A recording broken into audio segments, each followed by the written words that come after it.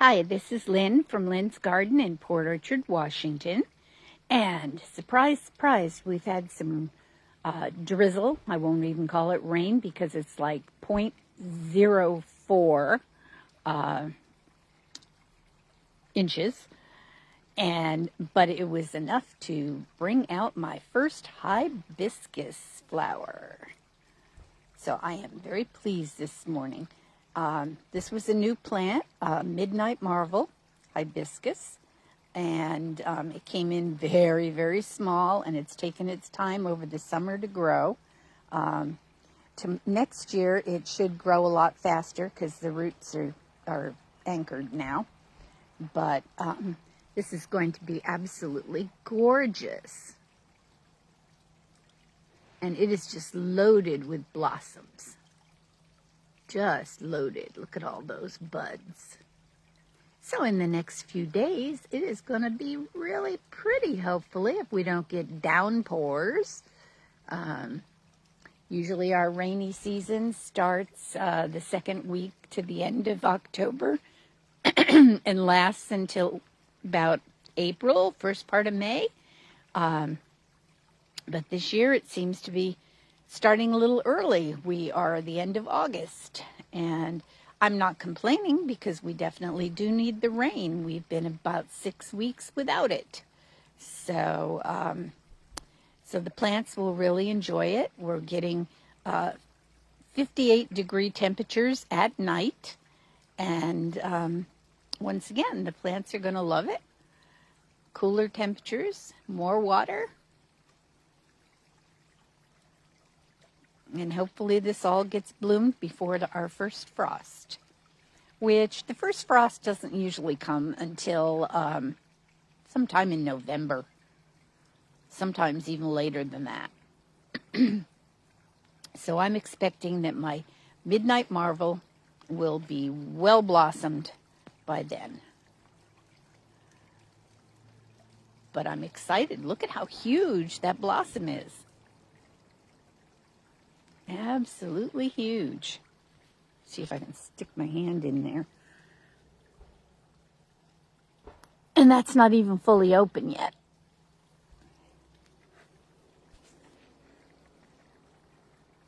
So other than that, I did a little deadheading yesterday. I still have my upright fuchsia growing very nicely. Whoops, don't want to turn it around. Just got out of the shower.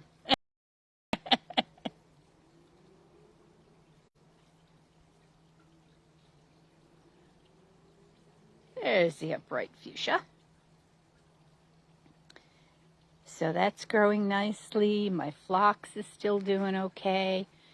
Cut off all the blossoms on my on my hostas. My snapdragons are coming up for another blossom. Still have some penstemon that are blooming. Got some red ones and got some purple ones. Got a daylily. My other daylilies sprouted new green. I had cleaned those out from all the dead stuff.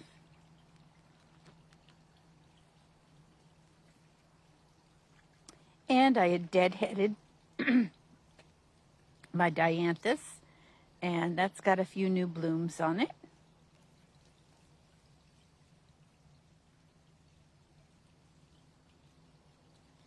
So I may get a lot more blossoms now that it's cooled off a little. And I still have a hosta over here that's got some pretty white flowers on it.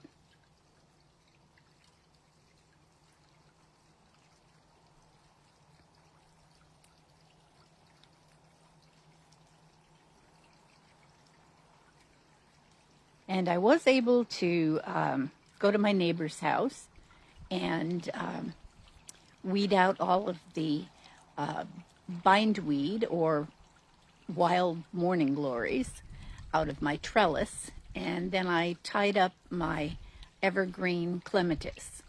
Hi, Rita. Hi, Shonder.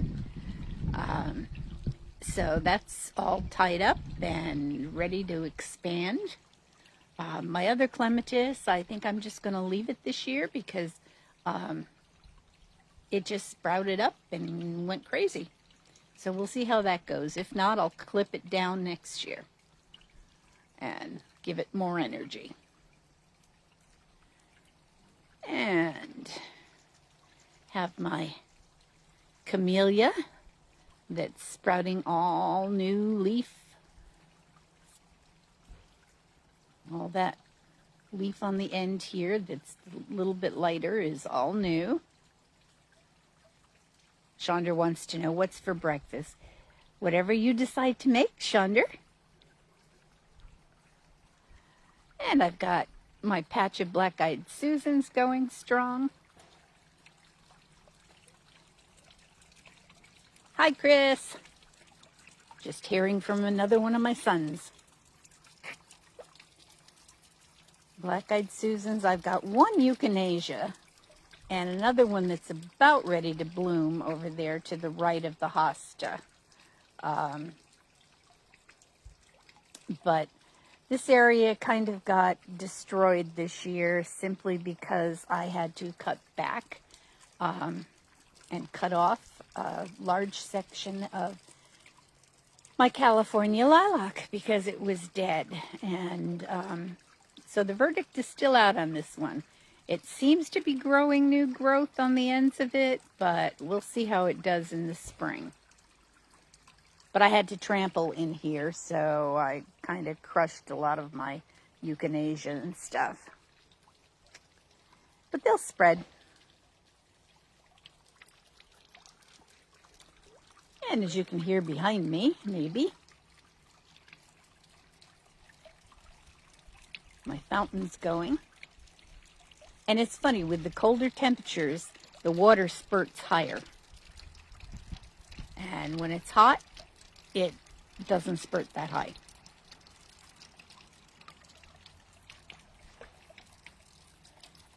And I found about half a dozen little itty bitty fish in here the other day. And if the big ones don't eat them, I'll have another 6 fish in here, which means I'll be giving away more fish next year to people just starting out with their ponds and fountains. So I'm going to go take a walk down the back, see how my hydrangea's doing. These are all the roses that I cut down. This one still wants to reach for the sky, but at least it's controlled a little bit more. And put in this new trellis arrangement with the square. I'll be poking the roses back inside of it. That's my white rose, which is an heirloom rose. My pink one that I cut back is already blooming. This is the double pink one. And it says, hurt me, I'll come back even stronger. So that's what I do. And that big green shrub behind it is a burning bush. And that'll be giving us some color pretty soon. Have some gay feathers or liatris. My pansies. Some red snapdragons that decided to plant themselves here. That's a red azalea that will be beautiful this spring. And on this side, I just clipped these back yesterday. Those are my hostas. And I trimmed them up so that they weren't all down in the path. And eventually, when it stops raining or drizzling, I'll come out and blow the leaves off. But it's been really nasty this summer for debris falling out of the trees. And this is my knockout rose that's blooming up again. I clipped that way back. I don't like it to get too terribly tall because I do have my mason bee containers up here. But mason bees are all gone now, so I'll just be taking the tubes out and storing those.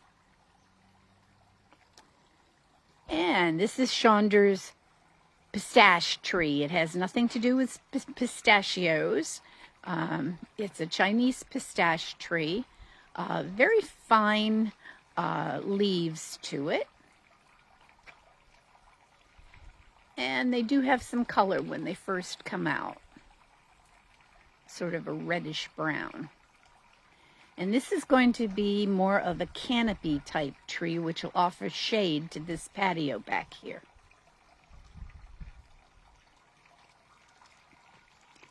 And over here, we have our banana trees that were struggling at first, and now they're doing very well. Chandra says it's going to be 11:30 for our stinky husky. Shadow's going to get a bath and grooming.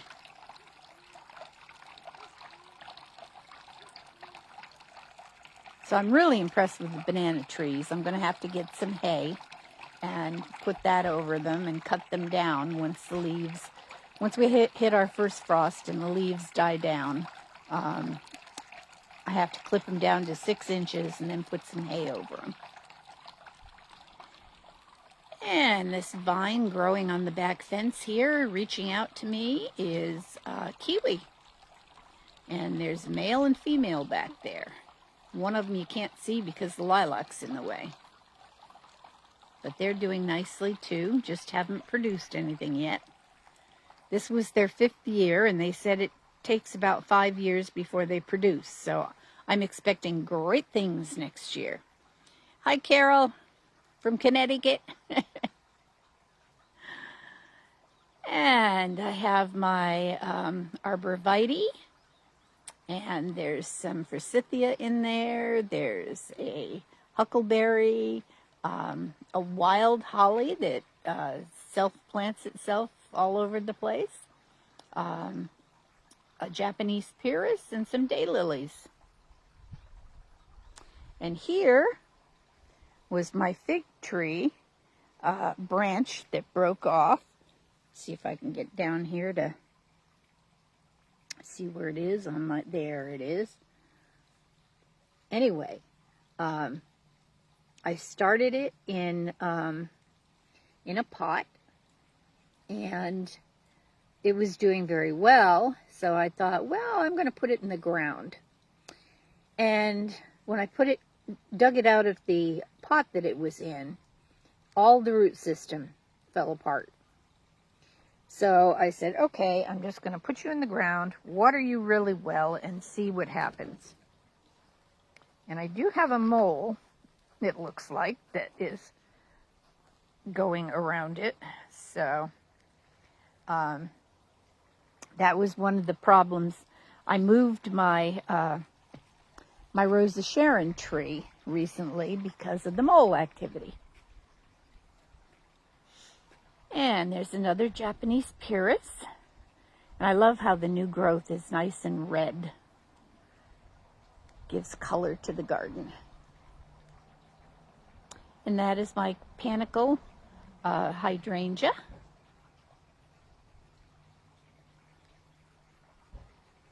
And they called them that because of the way that the flowers grow. Let's see if I can get in there for a closer look here. But that's the formation. It's sort of a arrowhead type growth to them. And these will turn pink as they age. I'm starting to see a little pink color on this one in the back here. So that'll be a very pretty pink in a little bit.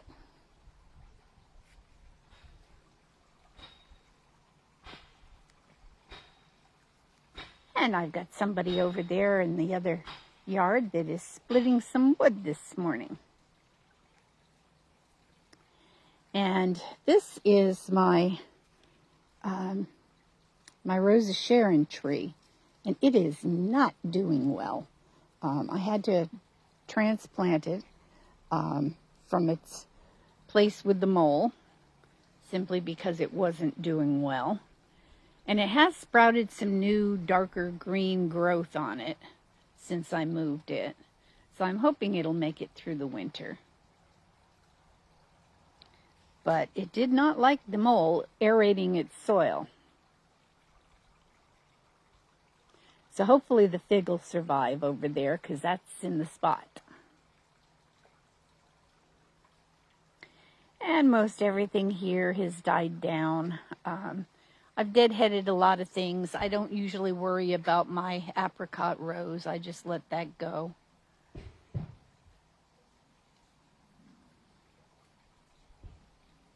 And my lilies, my red lilies, have long passed.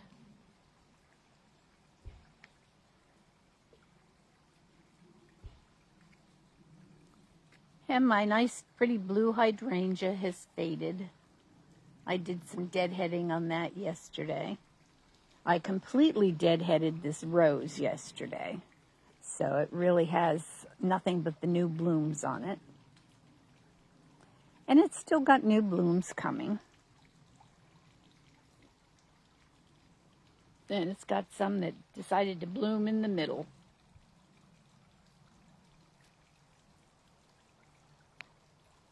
And these are an ever bloom. So they will continue to bloom until it's too cold to bloom.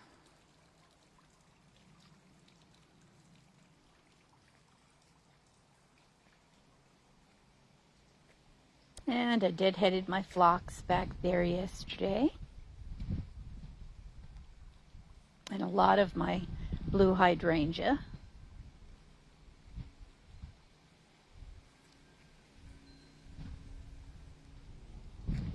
And over here, these are the Japanese anemones that I transplanted last year. And they took very nicely, and they will just take over this area. And I really don't care, because they're very pretty. Got some Solomon seal over against the fence there, as well as a climbing hydrangea, which has never bloomed because it's in the shade. But I got it more because I wanted the fence covered, and it's a very slow grower. Kind of disappointing.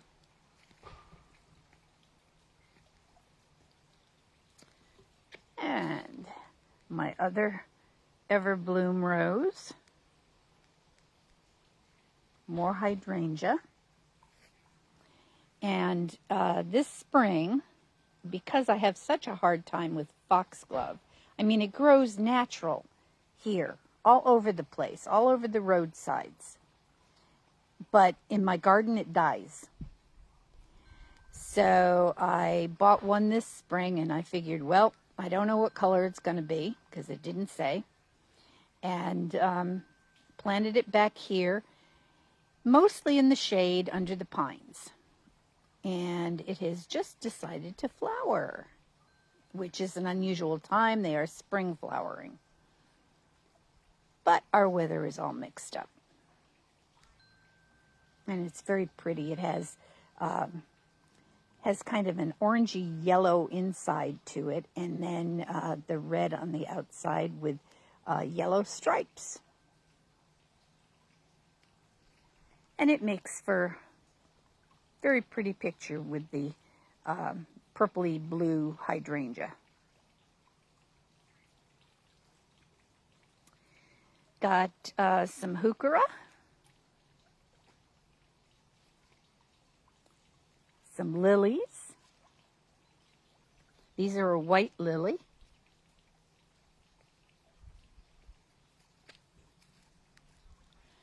And there's a yellow rose back there that didn't bloom this year because I cut it all the way back.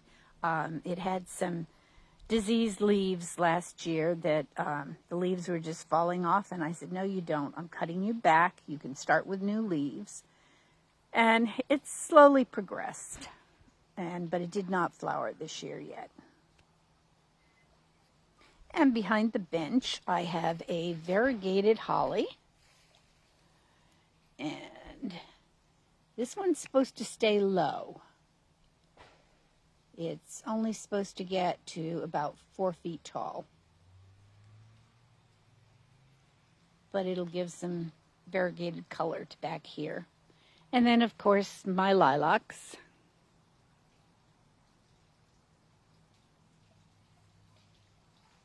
Hi, Irene. And more phlox. It's hanging in there just barely.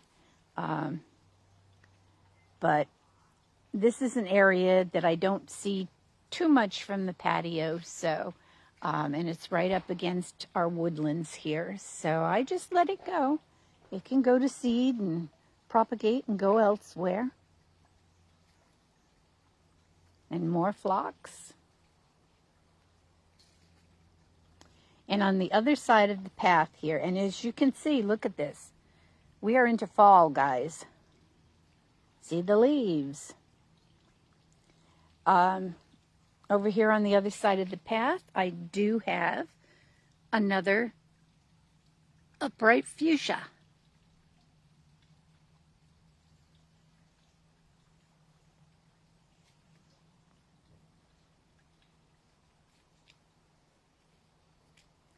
Got a purple shamrock down here.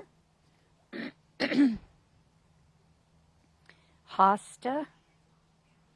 And this is a bush honeysuckle. And I bought 4 of those plants and kind of interspersed them. And they'll get to be about 2 feet by 2 feet.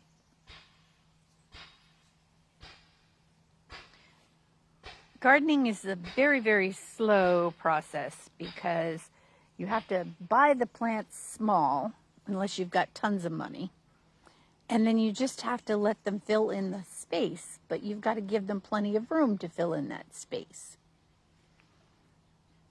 And that's a purple clematis, which this year I'm going to try and clip that one, I think, all the way down to the ground. It's been doing very well. But it's time to rejuvenate it, I think.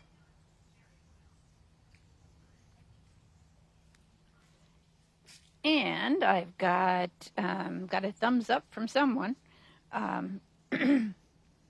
a basket of gold down here, which is really done well this year. It must like the hotter temperature or something. And that'll be bright yellow, just absolutely full yellow next year. Some peonies, a white one and a pink one. And over here in this space, that's going to be my downstairs bedroom eventually. And I will have a window looking down the path.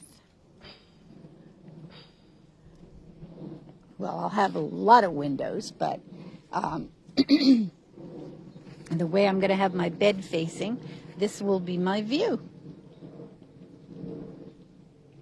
Not bad for a view, especially when the roses are all in bloom.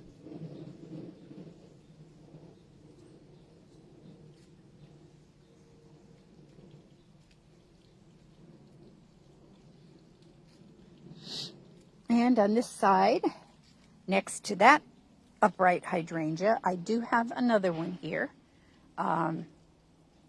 that is late this year in blooming. I don't know why, but it has blossomed up, so I will get some blooms out of it. And this is my Japanese anemone forest. I just had to clean and clip them back from the path yesterday. But these are totally awesome plants if you've got the room to let them be themselves. They are a a bright pink flower that kind of goes to a purple shade as they get older, with a yellow surround and a pink and a green button to the very center of it. This is more of a spent flower here. Maybe you can see it better. But there it is. It's got that green button in the center and a little yellow halo. And that's what they all look like. And they are great for pollinators. I first saw these, we were driving by a place down by Beach Drive, which is right along the waterfront. And there was a house down there that had them in pink and white. And they were intermingled, and it was just gorgeous. And so I looked them up and found out what they were and was able to find some at the nursery. And I only planted one tiny plant, and I've gotten all this out of it, plus the one that I transplanted and showed you in the back. And I'm thinking I may transplant these again and put them out in the circle out by the driveway.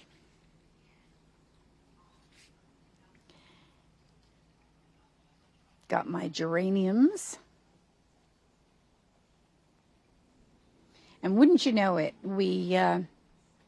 I had my couches shampooed the other day, and also brought my throw rug out here and had that done with the spray washer. And then I hung it over here, draped it over that to dry. And we have been rainless for about 6 weeks.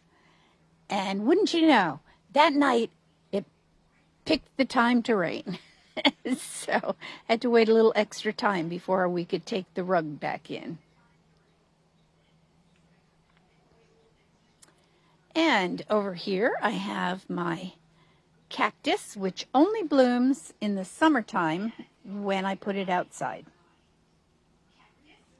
And now that the temperatures are getting down into the mid-50s at night, I've got to bring this back in today.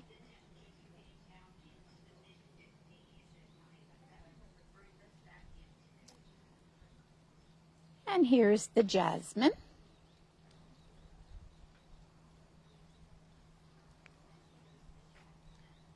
And it is kind of going by, but it's still got the flowers coming out.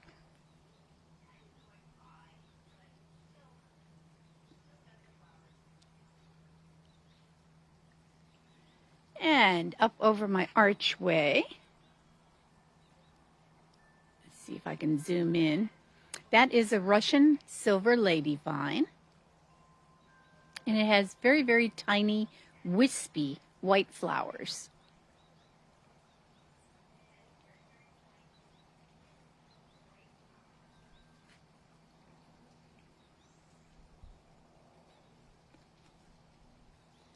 And last but not least here, I think I'll show you this other purple hydrangea.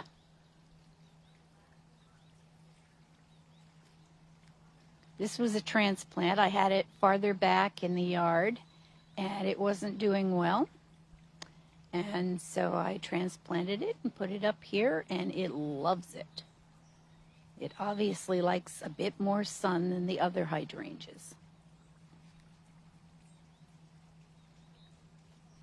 And then this is a red one that my son got me for either my birthday or Mother's Day.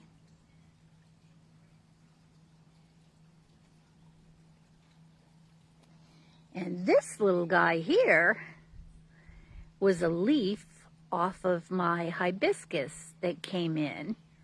And the leaf broke off at a growth node, and I stuck it in water, rooted it, and now it is going gangbusters. And this whole area in the next couple of years is going to be red and purple. And the plants will be anywhere from 2 to 4 feet high. So this is all going to fill in. So I don't dare do anything with it. Got to have room to grow.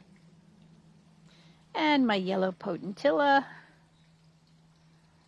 Bird bath with some hens and chicks in it, and creeping jenny and pansies. And my phlox. Daisies have pretty much gone by. Over here there is a little, this is a pygmy rhododendron that blooms in the early spring, very early spring, and has very tiny flowers for a rhododendron.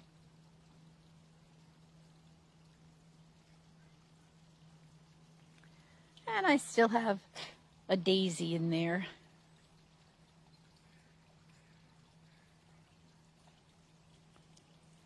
And I left these up a little higher to see if maybe in the next few weeks they might bloom again. They don't usually, but we can always hope. So there you pretty much have it. That's my backyard. And summer is winding down.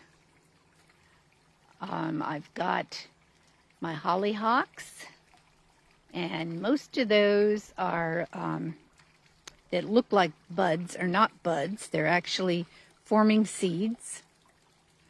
And last year I took a whole bunch of seeds, and I've got those planted in various places around the yard. One of the places that I put them is over behind my shed, where I do have hostas. I lined a path with hostas.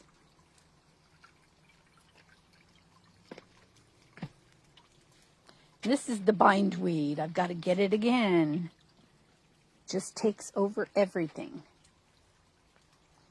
But I do have some hollyhocks in there, and I'll put more in next year when I'll start them earlier in the spring and get them in there so that they'll grow up and be pretty flowers, pretty red flowers along the fence.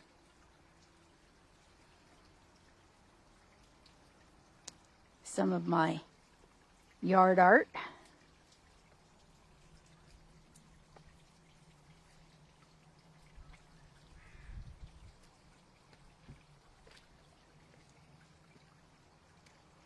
And I'll go back to my red hibiscus and leave you there. So over and out from Lynn's Garden in Port Orchard, Washington. I hadn't done a walk around in a while, so there you have it. This is my fall walk around. All right, bye for now. Thanks for watching.